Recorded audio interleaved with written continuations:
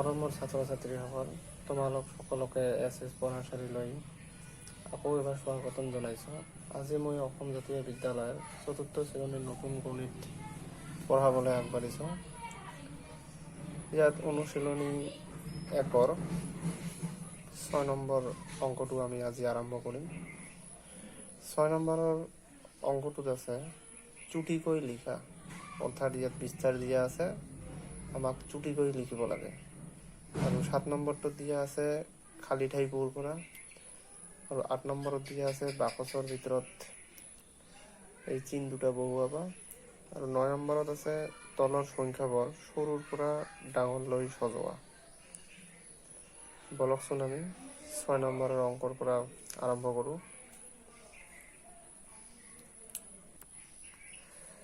প্ৰথমত আমাক এইকেইটা গণি চাব লাগিব। একক, দশক, শতক, হাজাৰ, অযুত, লাখ, অৰ্থাৎ ৭ লাখ। ইয়াত আমি দশমিক দিম ৭ লাখলৈকে। একক, দশক, শতক, হাজাৰ, অযুত, লাখ। ইয়াত তেনেহ'লে প্ৰথমত আছে আমাৰ ৭ লাখ, অৰ্থাৎ লাখৰ ঘৰত ৭ এটা দিম। তাৰপিছতটো আছে একক, দশক, শতক, হাজাৰ, অৰ্থাৎ ৩০,০০০। অৰ্থাৎ একক, দশক, শতক, হাজাৰ, অযুত। অযুতৰ ঘৰত ৩। একক, দশক, শতক, হাজাৰ, অযুত। অযুতৰ ঘৰত ৩। তাৰপিছত আমাৰ ইয়াত আছে একক, দশক, শতক, হাজাৰ, অৰ্থাৎ হাজাৰৰ ঘৰত ৬। একক, দশক, শতক, হাজাৰ, হাজাৰৰ ঘৰত ৬। তাৰপিছতটো আছে একক, দশক, শতক, অৰ্থাৎ শতকৰ ঘৰত ৮। শতকৰ ঘৰত ৮।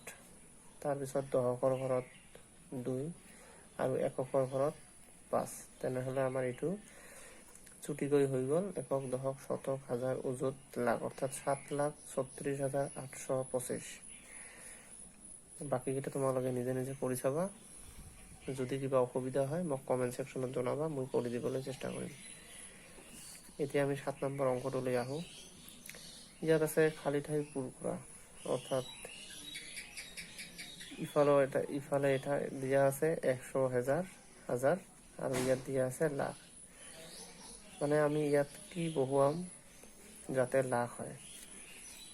তেনেহ'লে আমাক প্ৰথমত এইটো ১০০,০০০ ইয়াত লিখিব লাগিব, অৰ্থাৎ একক, দশক, শতক, হাজাৰ। ইয়াৰ হাজাৰৰ ঘৰত আমি কি লিখিম? ১০০ লিখিলোঁ। বাকীকেইটা আমি শূন্য দিম। এটা, দুটা, তিনিটা।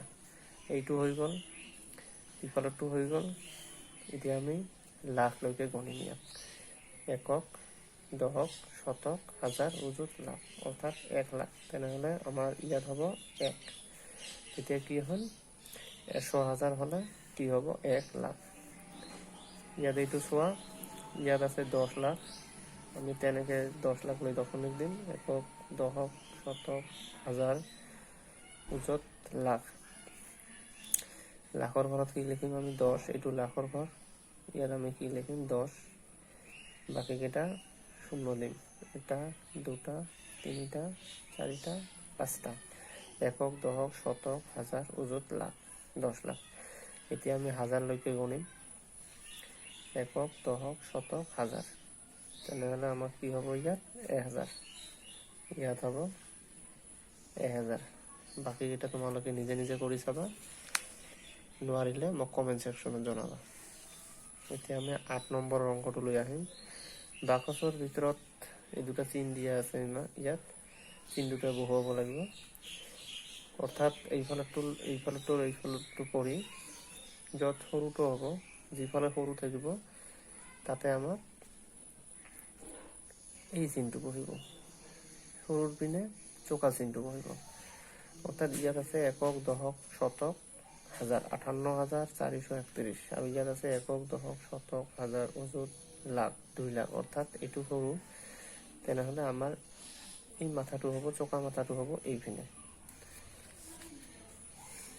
এইটো এতিয়া পৰিচোৱা। একক, দশক, শতক, হাজাৰ, অযুত, লাখ, ৩০ লাখ। একক দশক শতক হাজাৰ অযুত লাখ 16 লাখ। অৰ্থাৎ এইপিনে কম আছে, সৰু চকা মাথাটো এইপিনে হ'ব। বাকীকেইটা নিজে নিজে কৰি চাবা, নোৱাৰিলে মোক কমেণ্ট ছেকশ্যনত জনাবা। এতিয়া আমি 9 নম্বৰৰ অংকটোলৈ আহিম। ইয়াত আছে তলৰ সংখ্যাবোৰ সৰুৰ পৰা ডাঙৰলৈ সজোৱা। অৰ্থাৎ ইয়াত 3টা সংখ্যা দিয়া আছে, সৰুৰ পৰা ডাঙৰলৈ সজাব লাগিব। অৰ্থাৎ প্ৰথমটো সকলোতকৈ সৰু যিটো এইটো লিখিব লাগিব। পৰিচয় এবাৰ একক দশক শতক হাজাৰ অযুত লাখ, ইয়াত আছে 2 লাখ। একক দশক শতক হাজাৰ অযুত লাখ, ইয়াত আছে 3 লাখ। একক দশক শতক হাজাৰ অযুত লাখ, ইয়াত আছে 1 লাখ। অৰ্থাৎ 1 লাখটো আমাৰ সৰু হ'ব সকলোতকৈ।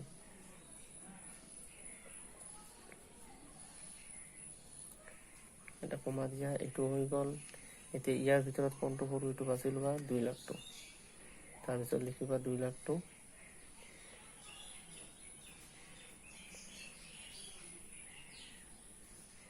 কমা দিয়ে, তাৰপিছত বাকীখিনি থাকিল 3 লাখটো।